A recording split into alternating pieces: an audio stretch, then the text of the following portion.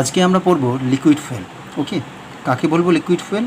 যে সমস্ত লিকুইডকে আমরা বার্ন করলে এনার্জি পাবো তাদেরকেই আমরা বলবো লিকুইড ফুয়েল। ওকে, এবার লিকুইড ফুয়েলের মধ্যে এবার মেনলি এই যে লিকুইড ফুয়েল পৃথিবীতে মেন সোর্স কিসের বলো তো? পেট্রোলিয়াম। ওকে, এই পেট্রোলিয়াম বা ক্রুড অয়েল, এই পেট্রোলিয়ামগুলো কোথায় পাওয়া যায়? মেনলি মাটির তলায় বিভিন্ন যে পাথরের লেয়ারগুলো আছে, ওকে, সেখান থেকে আমরা ওই যে রক বেড থেকে এদেরকে আমরা মানে আইসোলেট করি বা কালেক্ট করি। ওকে, এই জন্য অনেক সময় এদেরকে আমরা রক অয়েলও বলতে পারি। বুঝতে পারলে? এটা খুবই কালো ডার্ক হয়, ভিসকাস হয় এবং এর মধ্যে প্রচুর ইম্পিউরিটি থাকে। ক্লিয়ার? আচ্ছা, এবার ফার্স্টে আমি এদেরকে ভাগ করব, ক্লাসিফিকেশন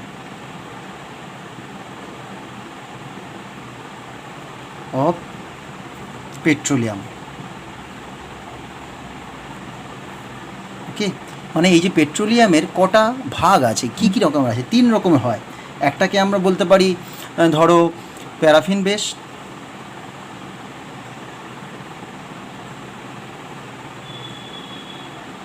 ওকে, প্যারাফিন বেস। আর 2 নম্বরটাকে বলতে পারি, ধরো এটাকে বলতে পারি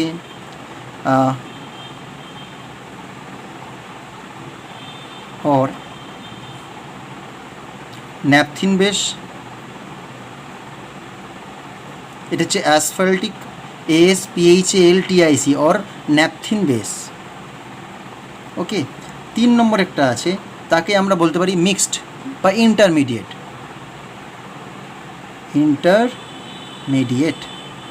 অথবা মিক্সড বেস।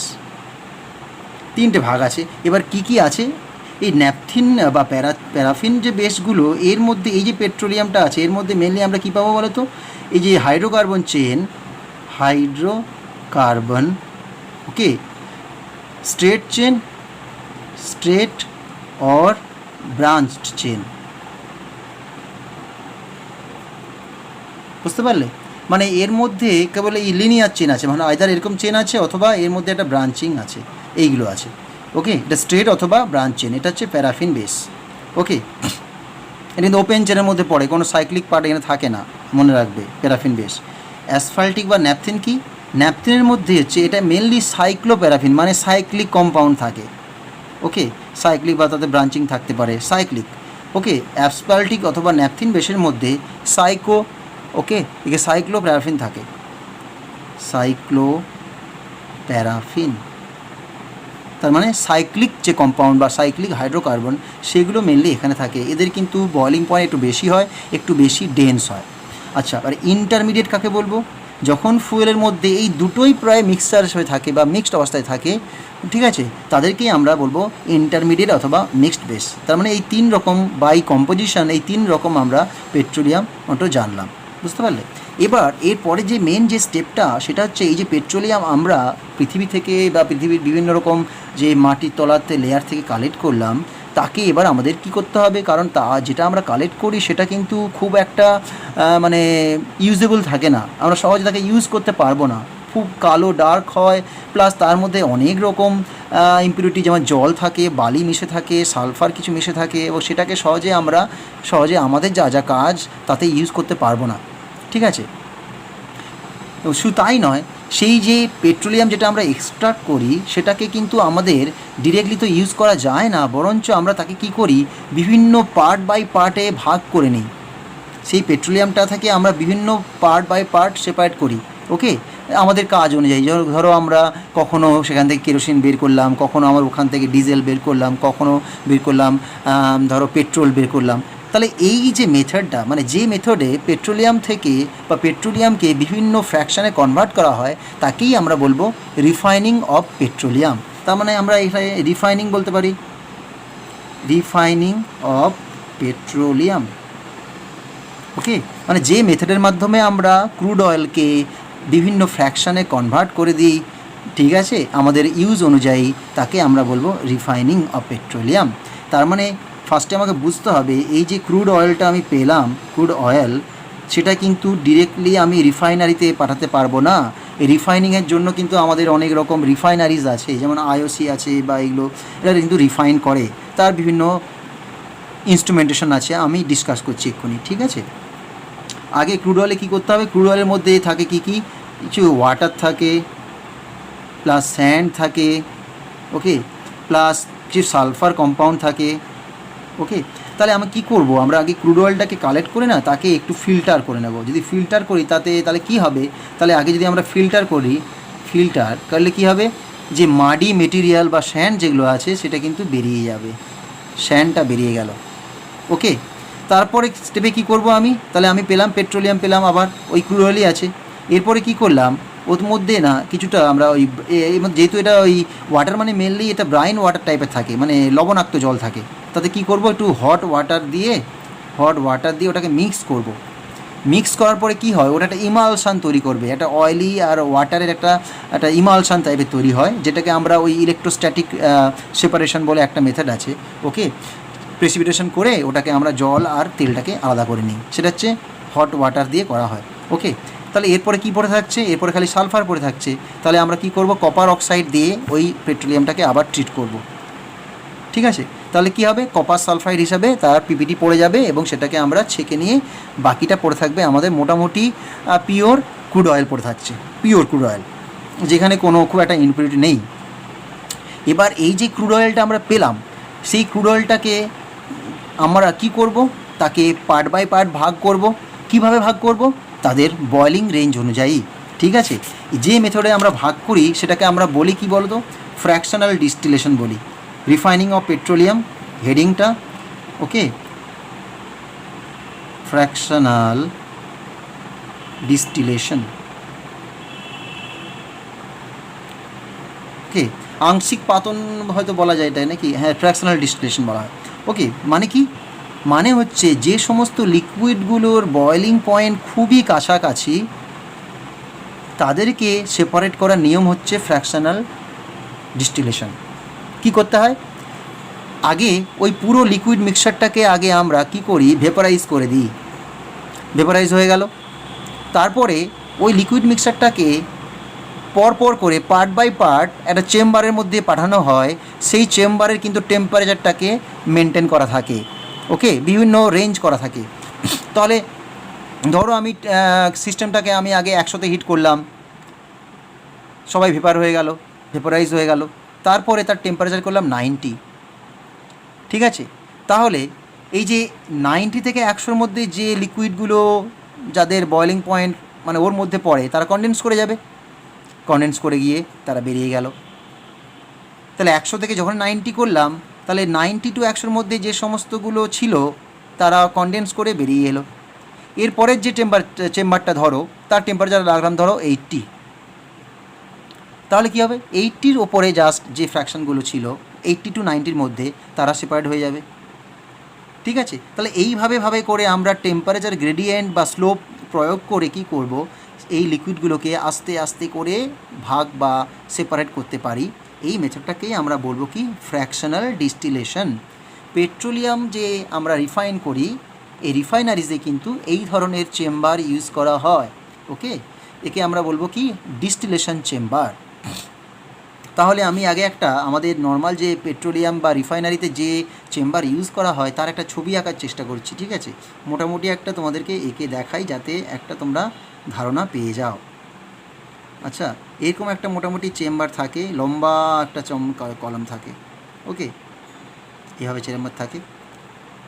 এই চেম্বারে মোটামুটি এবার দেখো বিভিন্ন ফ্র্যাকশানও এই করা থাকে। আমি মোটামুটি 5টে ভাগ করলাম, 5টা, 1 2 3 4 5, 1 2 3 4 5 ধরা, ঠিক আছে।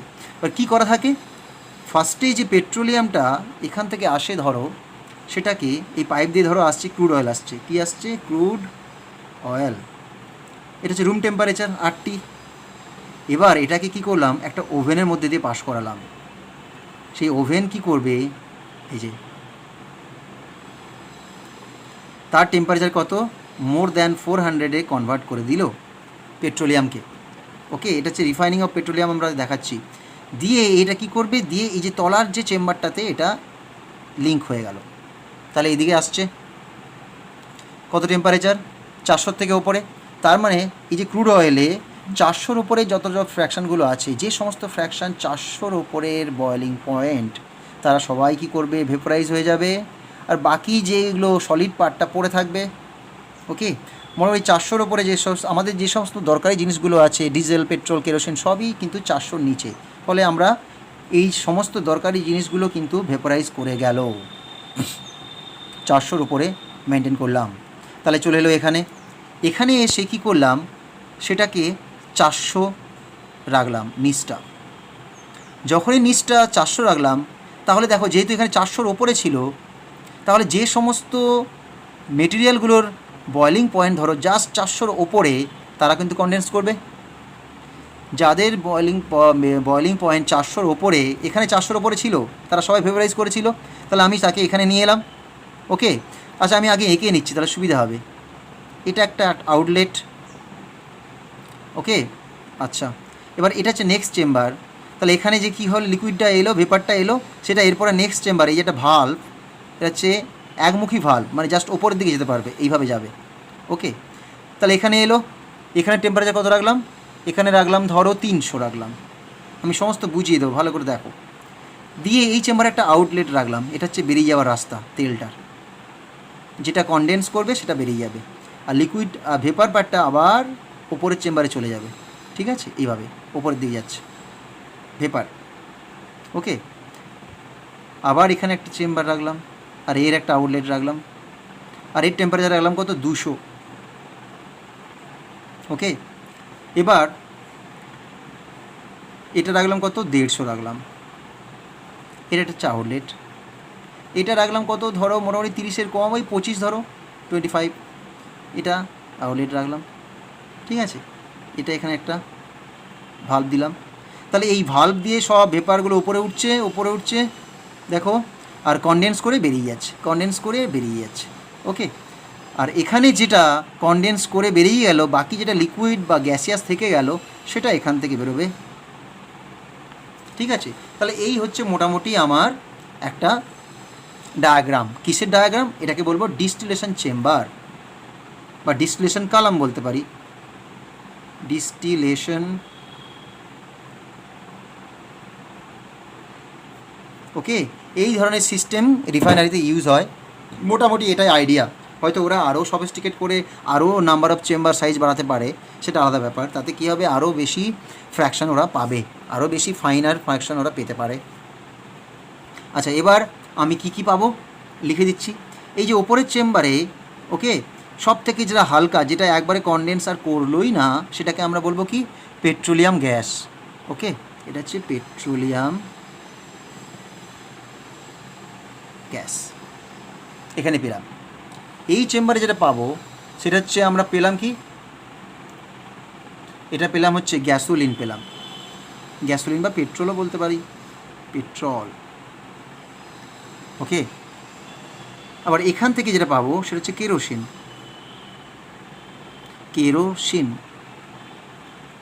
কোন চেম্বার থেকে, 150 চেম্বার থেকে, 150 যা টেম্পারেচার তার থেকে। 200 থেকে যেটা পাচ্ছি সেটা হচ্ছে কি, ডিজেল। ওকে, আর 300 থেকে যেটা পাচ্ছি সেটা হচ্ছে ইন্ডাস্ট্রিয়াল হেভি অয়েল। মানে এটা একটু বেশ ভিসকাস, একটু ভারী তেল, যেটা আমরা ওই জাহাজ ফাহাজে ইউজ করা হয়। ইন্ডাস্ট্রিয়াল হেভি অয়েল বড় বড় ইন্ডাস্ট্রিতে ইউজ করা হতে পারে। ওকে, তাহলে এটা পেলাম। আর এই তলা থেকে কি পেয়েছি, তলা থেকে আমরা যেগুলো পেয়েছি সেগুলো হচ্ছে কী কী জিনিস পেয়েছি আমরা, লুব্রিকেটিং অয়েল, যেগুলো ওই গ্রিজ ফ্রিজ তৈরি হয়, অয়েল, ওয়্যাক্স, প্যারাফিন। ওকে, এখান থেকে পেট্রোলিয়াম জেলি এইসব তৈরি হয়, মোমবাতি তৈরি হয় যে ওয়্যাক্স আছে। ঠিক আছে, তাহলে মোটামুটি এই হচ্ছে আমার আইডিয়া। তাহলে আমি এটাকে 400-র উপরে হিট করলাম, হিট করে ভেপারটাকে চেম্বারে পাঠালাম। সেই টেম্পারেচার কত হলো, 400। ফলে যারা 400-র উপরে যাদের বয়লিং পয়েন্ট, তারা কনডেন্স করে বেরিয়ে গেল। আর যারা 400-র নিচে, তারা ভেপারাইজ করে উপরের চেম্বারে চলে গেল। এখানে দেখো 300, ফলে 300-র উপরে যারা বয়লিং পয়েন্ট, তারা এখান থেকে বেরিয়ে গেল, ইন্ডাস্ট্রিয়াল হেভি অয়েল। আচ্ছা, এরপরে উপরে গেল 200-র উপরে যারা আছে বেরিয়ে গেল, সে হচ্ছে ডিজেল। আচ্ছা, এরপরে চলে গেলো 150-র উপরে যারা আছে বেরিয়ে গেল কেরোসিন। এরপরে আছে 25, এর উপরে যারা আছে পেট্রোল গ্যাস বেরিয়ে গেল, পেট্রোলিয়াম বা গ্যাসোলিন। ওকে, আর এরপরে আরেকটা আছে, এখানে আরেকটা চেম্বার করা যেতে পারে, সেটা আমি পরে বলে দিচ্ছি। ওকে, তাহলে এটা বাকিটা কি থাকবে, পেট্রোলিয়াম গ্যাস।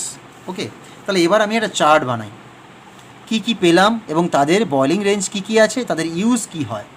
ওকে, ফ্র্যাকশনস, তাহলে আগে লিখে দিই ফ্র্যাকশনস।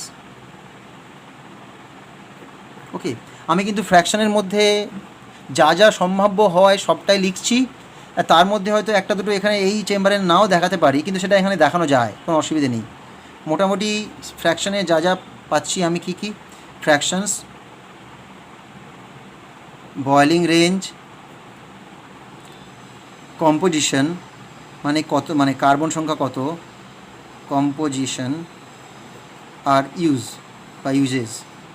ঠিক আছে, তাহলে নাম্বার ওয়ানে লিখি, ফার্স্টে কী লিখলাম আমি, পেট্রোল বা petroleum gas.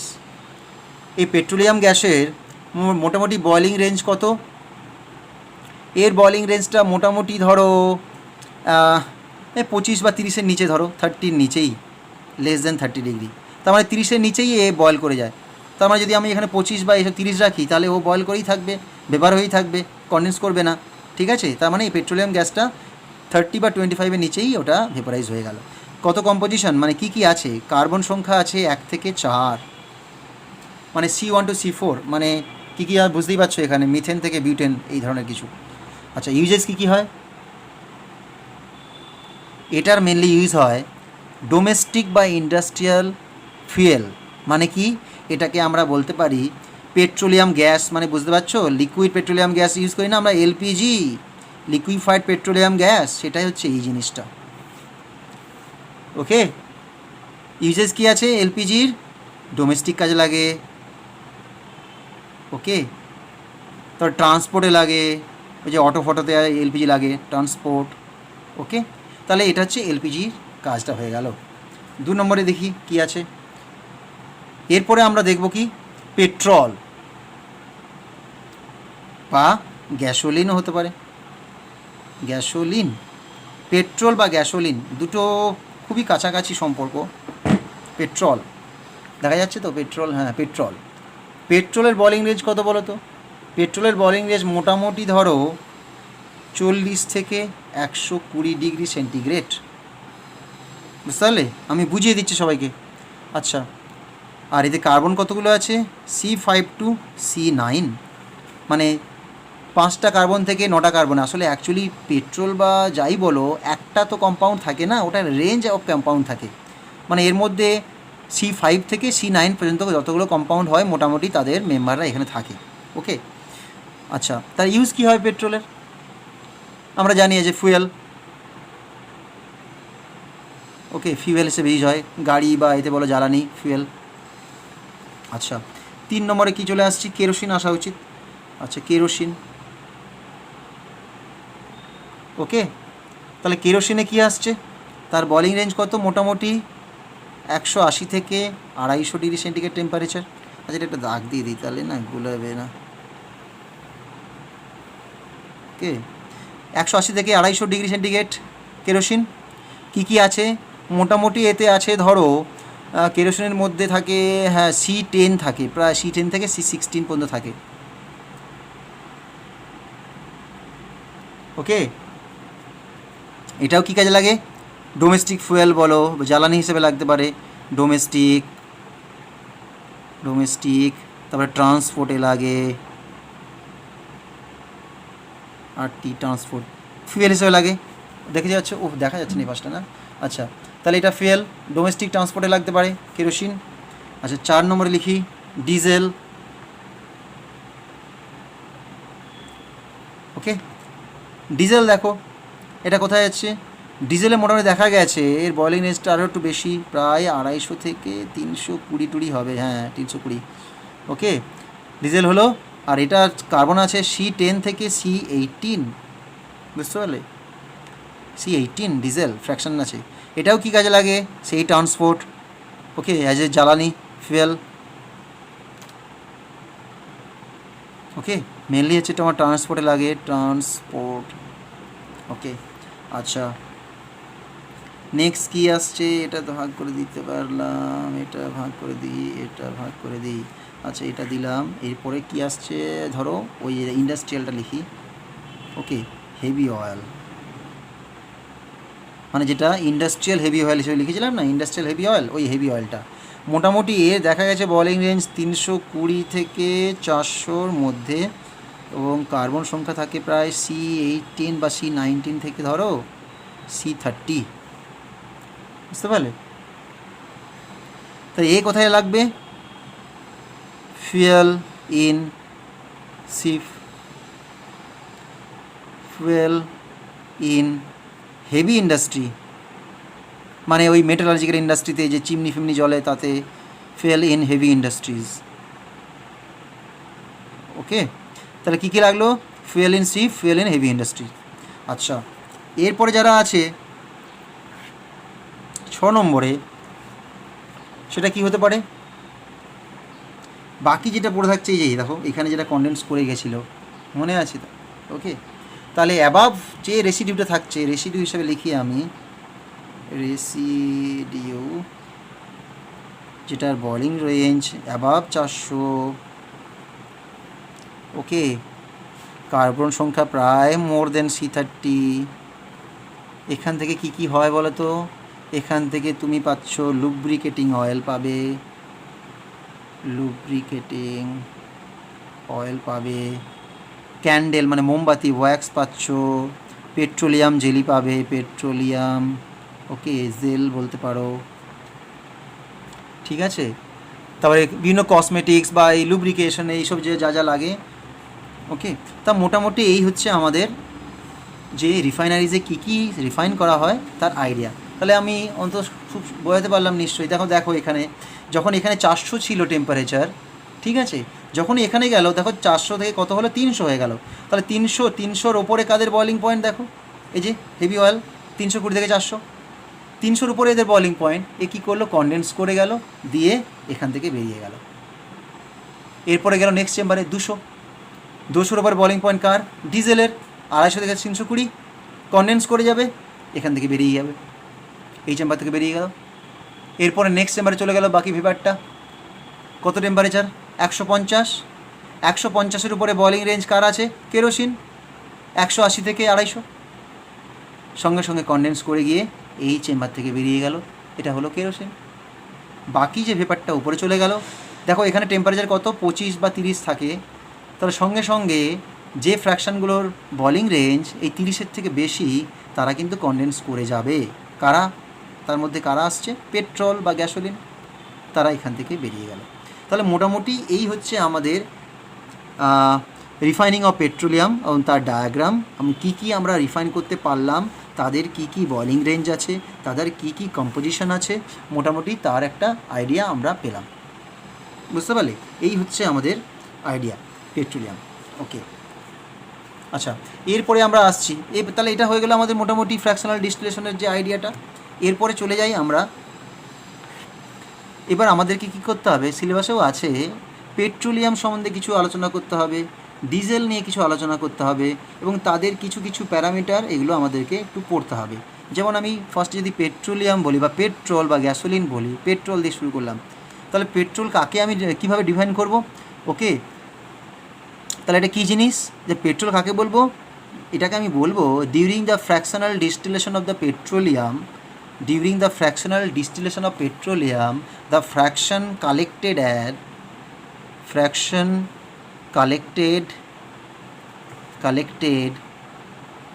at temperature range 40 to 120 degree, okay, with carbon number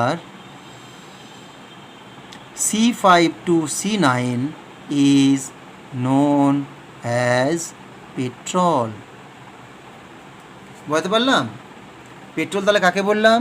The petrol is the fuel which will be or which can be collected during the fractional distillation of petroleum at the boiling range of or at the temperature range of 40 to 120 degree centigrade temperature, and with the carbon number C5 to C9 is known as petrol.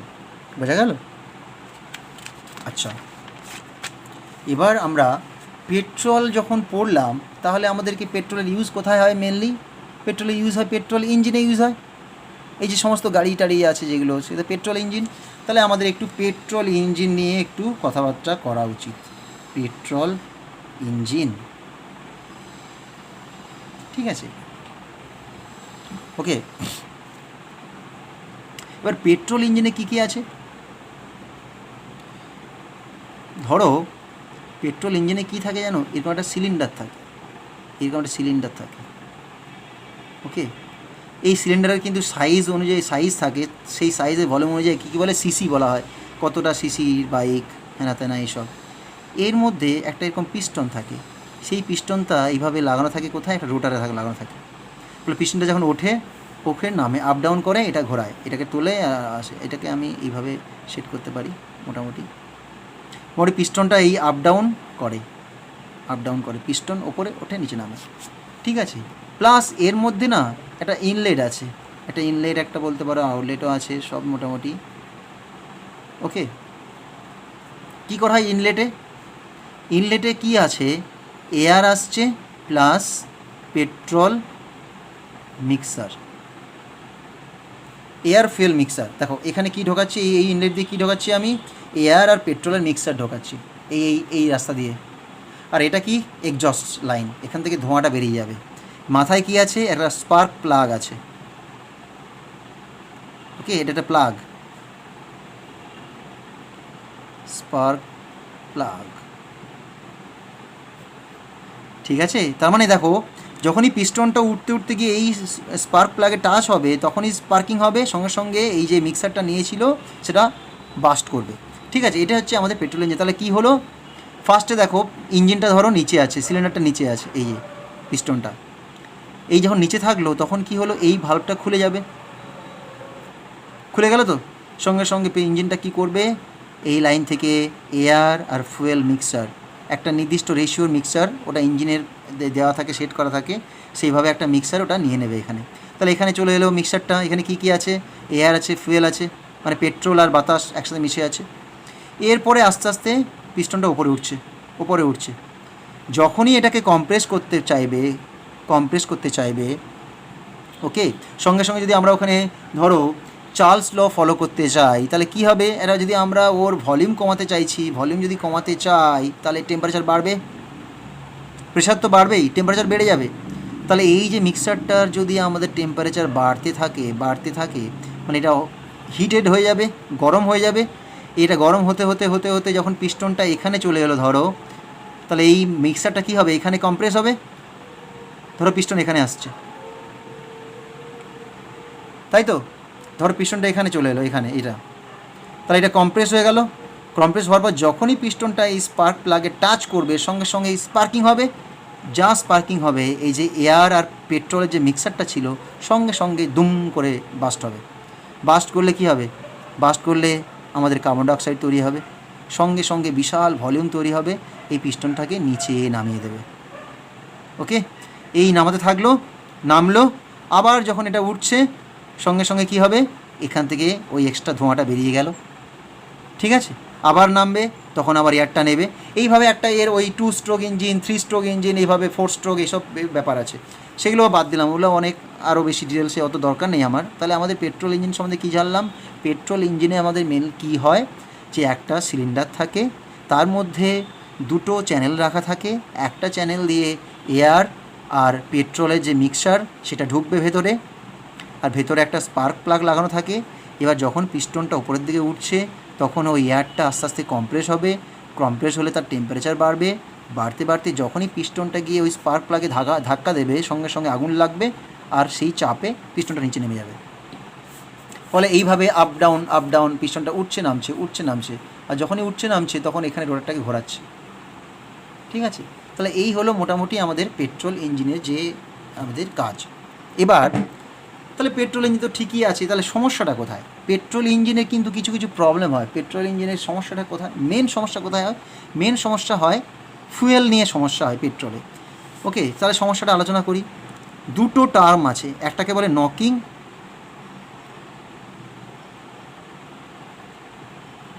And anti knocking.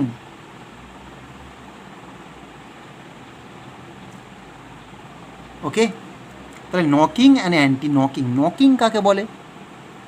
কখনো কখনো দেখবে যে petrol ইঞ্জিনটা যাচ্ছে, ধরো একটা ambassador যাচ্ছে গাড়িটা, হঠাৎ করে গাড়িটা না একটা জার্কিং অনুভব করছে। রাস্তা ধরো প্লেন, রাস্তাতে কোনো সমস্যা নেই, স্মুথ রাস্তা, তা সত্ত্বেও ইঞ্জিন হঠাৎ করে একটু ঘ্যাক করে একটু মানে একটু ধাক্কা খেলো ইঞ্জিনে, আবার চলতে চলতে আবার একটু এরকম করে ধাক্কা খেলো, জার্কিং হলো। তাহলে এই কারণটা কি? রাস্তা যদি স্মুথ হয়, কোনো বাম্পার নেই, তাতেও ধাক্কা লাগছে কেন? এই ধাক্কার জন্য কি হতে পারে? ইঞ্জিনের ক্ষতি হতে পারে। ঠিক আছে, তাহলে এই যে জার্কিংটা পাচ্ছে, ওকে, এই জার্কিংটাকে মানে একটা ইঞ্জিনের মধ্যে অ্যাকচুয়ালি কী হয়, কিছু ঘটনা ঘটে, সেই ঘটনার জন্য কি হয়, এই যে ইঞ্জিনটা এই যে পিস্টনটা উপরে উঠছিল, সেই পিস্টনটাকে ধাক্কা দেয়। ধরো এখানে একটা কিছু একটা ঘটনা ঘটলো, ধরো পিস্টনটা উপরের দিকে উঠছিল তো, ওঠার সময় ওপর থেকে ওকে কেউ ধাক্কা দিয়ে দিল। ধরো তুমি সিঁড়ি দিয়ে উঠছো ওপরের দিকে, তোমাকে কেউ ধাক্কা দিয়ে ওপর থেকে নিচে দিকে ধাক্কা দিল, সঙ্গে সঙ্গে তুমি একটা তো আঘাত পাবে নাকি, একটা তোমার মধ্যে একটা জার্কিং তৈরি হবে তো। ঠিক তেমনি কখনো কখনো দেখা যায়, তাহলে আমি ছবিটা আবার একবার এঁকে দেখাচ্ছি। এটা হচ্ছে পিস্টন, ঠিক আছে, এখানে হচ্ছে ধরো স্পার্ক প্লাগ, এটা স্পার্ক প্লাগ, এটা হচ্ছে গ্যাস, এয়ার আর ফুয়েল গ্যাস। ধরো পিস্টনটা উঠলে কি হবে, এখানের এই গ্যাসটার টেম্পারেচার বাড়বে, এটা আরও উঠছে, আরও উঠতে উঠতে এখানে এলো দিয়ে লাস্টে কমপ্লিশন কখন হবে, যখন টাচ করবে স্পার্ক প্লাগে। এই যে সাইকেলটা হচ্ছে, এটা কখন শেষ হবে, মানে এই পিস্টনটা কতদূর যাওয়া উচিত, up to the spark plug. যখনই স্পার্ক প্লাগে ঠেকবে, আগুন লাগবে, আবার নিচে নামবে, তাই তো। কিন্তু দেখা যাচ্ছে এখানে কিছু কিছু মানে ধরো আমি যেটা বলতে চাইছি, ধরো একটা পেন্ডুলাম এইভাবে দুলছে, ওকে, এভাবে দুলছে, ধরো এখানে আসছে, হঠাৎ করে মাঝ রাস্তায় ওকে কেউ হাত দিয়ে আটকে দিল, তাহলে কি ওখানে যেতে পারবে না। তার আগেই আঘাত পেলো, ধাক্কা খেলো, তাতে কি হবে, এই যে সিস্টেমটাতে একটা আঘাত পেলো। যদি ইঞ্জিন দিয়ে বিচার করি, তাহলে ইঞ্জিনে কিন্তু একটা আঘাত আসবে। আবার এখানে চলে আসি, তাহলে পিস্টনটা যাচ্ছিল, যেতে যেতে পিস্টনের যাওয়ার কথা কিন্তু এইখান পর্যন্ত, কিন্তু এখানে যাওয়ার আগেই ধরো এখানে চলে এসছে, পিস্টনটা জাস্ট এখানে এসছে, এখানে এখনও পৌঁছোয়নি, তার আগেই এই পেট্রোল মিক্সারটা আগুন লেগে গেল। মানে কোনো রকম স্পার্কিং ছাড়াই ওই পেট্রোল যে মিক্সারটা ছিল সেটা কিন্তু আগুন লেগে গেল। এটা হতে পারে, কারণও আছে, পরে বলছি, ওকে। তাহলে যদি এমন হয়, তাহলে এই যে আমাদের স্পার্কিং ছাড়াও যে আগুনটা লেগে গেল, এটাকে কি বলি জানো, আমরা বলি প্রি ম্যাচিওর ইগনিশন। মানে প্রি ম্যাচিওর ইগনিশন মানে ইগনিশনটা হলো, কিন্তু তার ম্যাচুরিটি হলো না, মানে প্লাগটা পিস্টনে ঠেকার আগেই কিন্তু এটা আগুনটা লেগে গেল, তাই এটাকে বলবো প্রি ম্যাচিওর ইগনিশন। তাহলে যদি ধরো পিস্টনটা এখানে এসছে, তখন যদি আগুন মানে বাস্ট করে যায়, তাহলে পিস্টনটাকে ওপরে উঠতে আর পারবে না তো, গ্যাসটা তো ওকে তো ধাক্কা দেবে, সঙ্গে সঙ্গে পিস্টনটাকে আবার ঠেলবে নিচের দিকে, তাই তো। পিস্টনটা যাচ্ছিল উপরের দিকে, কিন্তু গ্যাস তৈরি হয়ে গেছে, বাস্ট করে গেছে, তাহলে ওকে নিচের দিকে ঠেলবে। এই নিচের দিকে ঠেলা, তাতে কি হবে, ইঞ্জিনের উপরে একটা জার্কিং তৈরি হবে, গ্যাক করে একটা শব্দ হবে, জার্ক তৈরি হবে, ধাক্কা আসবে। এই যে প্রিম্যাচিওর ইগনিশন, তার জন্য যে জার্কটা তৈরি হলো পিস্টনের ওপরে, এই ঘটনাটাকে বলে নকিং, ওকে। এই ঘটনাটাকে বা এই ফেনোমেনাটাকেই আমরা নকিং বলে জানি, বুঝতে পারলে, ওকে। তাহলে premature ignition which causes the jerk on or which puts some jerk on the piston is known as knocking। তার মানে পিস্টনের উপরে যে এই ধাক্কাটা দিল, কি কারণে দিল, প্রিম্যাচিওর ইগনিশন হলো, মানে স্পার্ক প্লাগে টাচ করার আগেই ওটা বাস্ট করে গেল। তাহলে এর জন্য যে পিস্টনে আঘাতটা পেলো বা ইঞ্জিনে যে আঘাতটা পেলো, তাকে আমরা বলবো নকিং। এই নকিংয়ের জন্য কিন্তু ইঞ্জিনের কিন্তু ক্ষতি হয় বিশাল, বুঝতে পারলে। তাহলে আমাদের কি উদ্দেশ্য হবে, এই নকিংটাকে আমাদের যে কোনো প্রকারে তাড়াতে হবে, ওকে। কিন্তু এই কী দেখা গেছে, এই নকিং কীভাবে রিমুভ করা যায়, ওকে। আচ্ছা, আরেকটা জিনিস আমরা বলতে পারি, যদি দেখা যায় এই যে নকিং যেটা হলো, এই নকিং না দুটো কারণে আমরা দেখতে পাই। কারণ কি কারণ, যে চেনটা আমরা ইউজ করলাম, মানে যে ধরো যে পেট্রোলটা ইউজ করেছি তাতে যদি বেশি লম্বা চেন থাকে, মানে লঙ্গার চেন থাকে, তাহলে কিন্তু এই জার্কিংটা বেশি হয়। বুঝেছো? কারণ নাম্বার 1 কি, যে লঙ্গার চেন কজেস মোর নকিং প্রপার্টি। যদি ছোটো ছোটো চেন নিই, চেন লাইন যদি ছোটো থাকে, ছোটোর দিকে থাকে, তাহলে কিন্তু মোটামুটি নকিংটা অতটা সমস্যা হয় না। ওকে, তাহলে এটা একটা নম্বর 1। নাম্বার 2, যদি এর মধ্যে আমরা ধরো যদি কিছু অ্যারোমেটিক কম্পাউন্ড বা সাইক্লিক কিছু দিতে পারি, এর মধ্যে যদি সাইক্লিক কম্পাউন্ড অ্যাড করা থাকে, অ্যারোমেটিক বলো বা সাইক্লিক কম্পাউন্ড অ্যাড করা থাকে, তাহলেও কিন্তু ওর নকিংটা কমে যায়। বুঝতে পারলে? ওকে, তাহলে চেন যত ছোট হবে তত নকিং কম হবে, আর চেন যত ওর মধ্যে সাইক্লিক প্রপার্টি থাকবে বা অ্যারোমেটিক ক্যারেক্টার থাকবে, মানে ধরো কোনো একটা সাইকেল কম্পাউন্ড থেকে গেছে, তাহলে কী হবে, তার নকিংটা কমতে থাকবে। আর কি, যত ব্রাঞ্চিং হবে, ওকে, চেনটা যত, ধরো চেন লেন্থ হচ্ছে ধরো 7টা মাত্র কার্বন আছে ধরো, ওকে, পেট্রোলে কটা কার্বন থাকে মোটামুটি ধরো C5 to C9, ধরো 9টা আছে, তো 9টা দিয়ে কী হতে পারে, লং চেন হতে পারে অথবা ব্রাঞ্চও হতে পারে। যত ব্রাঞ্চিং হবে তত ভালো, তত নকিং কম হবে। বুঝতে পারলে? তাহলে কি, ছোটো চেন লেন্থ হতে হবে, অথবা যদি ব্রাঞ্চিং বেশি হয় আর যদি সাইক্লিক হয় তবেই নকিংটা কমবে। বুঝতে পারলে? আচ্ছা, এটা হচ্ছে নকিং। অ্যান্টি নকিং কাকে বলে? অ্যান্টি নকিং হচ্ছে কিছু কিছু কম্পাউন্ড আমরা পেট্রোলে অ্যাড করি, মানে পেট্রোলের সাথে কিছু কম্পাউন্ড অ্যাড করি, ওকে, যেমন আমরা বলি ধরো টেট্রাইথাইল লেড ET4, কিছু কিছু কম্পাউন্ড পেট্রোলের সাথে মিশিয়ে দেওয়া হয় এবং মিশিয়ে ইউজ করা হয় যাতে কি না এর যে এই যে প্রিম্যাচিওর যে ইগনিশনটা হচ্ছিল সেটাকে ও আটকে দেয়। ঠিক আছে, এই যে ঘটনাটা ঘটলো তাকে বলবো আমরা অ্যান্টি নকিং।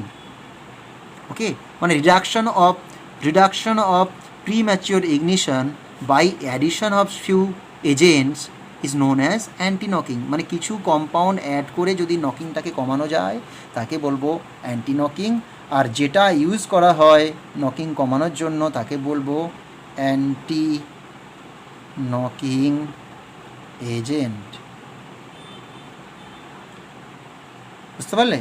তাহলে এটা হচ্ছে আমাদের অ্যান্টি নকিং এজেন্ট। এবার দেখো আমি কি বললাম, এটাকে কি বলে, এই যে কম্পাউন্ডটা অ্যাড করেছি একে কিন্তু অ্যান্টি নকিং এজেন্ট বলে। একে কী বলে, টেল, TEL, মানে টেট্রা ইথাইল, টেট্রা T, ইথাইলের E, লেড L, টেল। ঠিক আছে, তাহলে এই টেল যদি ইউজ করি পেট্রোলের সাথে তবেই কিন্তু আমাদের যে নকিংটা অনেকটা কম হবে, ফলে ইঞ্জিনটা কিন্তু বেঁচে যাবে। কিন্তু সমস্যা একটা আছে। কি সমস্যা? সমস্যা হচ্ছে যখন আমরা পেট্রোলের সাথে এই তেলকে মিশিয়ে আমরা ইঞ্জিনে ইউজ করব, দেখা গেছে এই যে পেট্রোল যখন বার্ন করে তখন এই লেড সল্টটা কিন্তু ভেঙে যায়। এই লেড সল্টটা ভেঙে গিয়ে মেটালিক লেড তৈরি করে। বুঝতে পারলে? এই তেলটা যখনই আমরা পেট্রোলের সাথে মিশিয়ে ইউজ করছি তখন কি হবে, এই তেলটা ভেঙে গিয়ে লেড, এটাকে হচ্ছে মেটালিক লেড, সীসা, মেটালিক লেড তৈরি হয়ে যায়। কোথায় তৈরি হয়? এই যে পিস্টনের মধ্যে তৈরি হয়। ওকে, তাহলে এই যদি পিস্টনের মধ্যে যদি লেড তৈরি হয়ে যায়, এ তো মেটাল, এ কী করবে? এ কি আর উড়ে বেড়াতে পারবে? ও কি করবে, আস্তে আস্তে ভেতরের দিকে ডিপোজিট পড়তে পারে। ওকে, ফলে এই ভেতরের ওয়ালগুলোতে ডিপোজিট পড়বে, ফলে এই যে সিলিন্ডারের যে স্মুথনেসটা, মানে পিস্টনটা যে আপ ডাউন হচ্ছিল সেটা কিন্তু বাধা পাবে। যদি এই ভেতরের যে দেওয়ালে যদি লেড জমতে থাকে তাহলে পিস্টনটা যে উপর আর নিচে যাচ্ছিল, আপ ডাউন করছিল, সেই কিন্তু স্মুথনেসটা ডিস্টার্বড হবে, ফলে তাতেও কিন্তু ইঞ্জিনটার ক্ষতি হবে, তার এফিসিয়েন্সি কমবে, বারবার ডাক্তার দেখাতে হবে, গ্যারেজে নিয়ে যেতে হবে, এই সমস্যাগুলো হতে পারে। ওকে, তা এটাকে বা এটা থেকে উদ্ধার পাওয়ার কি উপায় আছে? উপায় আছে। আমরা যদি পেট্রোলের সাথে তেল মানে টেট্রাইথাইল লেড মেশাই, তার সাথে যদি আরেকটা কম্পাউন্ড দিই, ওকে, ইথিলিন ডাইব্রোমাইড বলে, মানে কেমন দেখতে, CH2 Br, এর নাম হচ্ছে ইথিলিন ডাইব্রোমাইড, ইথিলিন ডাইব্রোমাইড। যদি এই তিনটেকে একসাথে ইউজ করি, মানে পেট্রোলের সাথে কী কী করলাম, তেল দিলাম, তার সাথে ইথিলিন ডাইব্রোমাইড দিয়ে দিলাম, দিয়ে বিক্রি করলাম, ইউজ করলাম, তাতে কি সুবিধা হবে, যখন পেট্রোলটা বার্ন হবে তখন যে মেটালিক লেডটা তৈরি হতো, সেই মেটালিক লেডটা ইমিডিয়েটলি এই যে ব্রোমিন আছে এই কম্পাউন্ডটাকে ভেঙে ফ্রি র্যাডিক্যাল পাতে PbBr2 তৈরি করবে, লেড ব্রোমাইড তৈরি হবে। এই হিটেড কন্ডিশনে ফ্রি র্যাডিক্যাল পাথ ফলো করে লেড ব্রোমাইড তৈরি হবে, যেটা কিন্তু মেটালিক নয়, ভোলাটাইল। কি সুবিধা হবে, সঙ্গে সঙ্গে এই ভোলাটাইল মেটেরিয়ালটা এই যে এক্সজস্ট লাইন দিয়ে বেরিয়ে গেল, গাড়ির ধোঁয়া হয়ে বাইরে চলে গেল বাইরে, তাহলে পিস্টনে জমলো না, পিস্টনটা তো বেঁচে গেল, গাড়ির পিস্টনটা তো বাঁচলো, কিন্তু ক্ষতি হবে কাদের, আমাদের, যে সমস্ত পাবলিক রাস্তায় ঘুরে বেড়াচ্ছে বা যে সমস্ত মানুষ আমরা এই যে শ্বাস প্রশ্বাস নেব, তখন এই গাড়ির ধোঁয়াতে যে লেড আছে সেটা কিন্তু আমাদের নাকে গেলে আবার বিপদ আছে, কারণ লেডটা কিন্তু একটা টক্সিক হেভি মেটাল, খুবই টক্সিক। লেড যদি ভেতরে যায় ও কিন্তু আমাদের জেনেটিক কোড চেঞ্জ করতে পারে, মানসিক যে ব্যাধি তৈরি করতে পারে, মেন্টাল প্রবলেম হবে, ঠিক আছে। ফলে লেড, তাহলে যদিও আমাদের গাড়িটাকে বাঁচাতে পারলাম, নকিং থেকে বাঁচলো, তাহলে এই পিস্টনটা ঠিকঠাক থাকলো, কিন্তু আমাদের শরীরটা 12টা বেজে গেল, তাহলে কি করতে হবে। এরপরে সায়েন্টিস্টরা আবার একটা কথা ভাবলো, যে যদি আমরা পেট্রোলের সাথে, ঠিক আছে, যদি আমরা পেট্রোলের সাথে তেল ইউজ না করে, ওকে, তেল ইউজ না করে যদি ওর সাথে কিছু অ্যারোমেটিক মিক্সচার, ধরো বেনজিন, ওকে, বেনজিন ইউজ করি, তার সাথে একটু অল্প জাইলিন থাকবে, একটু টলুইন থাকবে, এই যে মিক্সারটা, মানে বেশি পরিমাণে বেনজিন থাকবে, একটু টলুইন, একটু জাইলিন, যদি পেট্রোলের সাথে এই বেনজিন, জাইলিন আর টলুইনের মিক্সার ইউজ করি, তাহলে কিন্তু সেই পেট্রোলটা কিন্তু ভালো কাজ দেয়, ওকে, এফিসিয়েন্ট সোজ এফিসিয়েন্ট অ্যান্টি নকিং,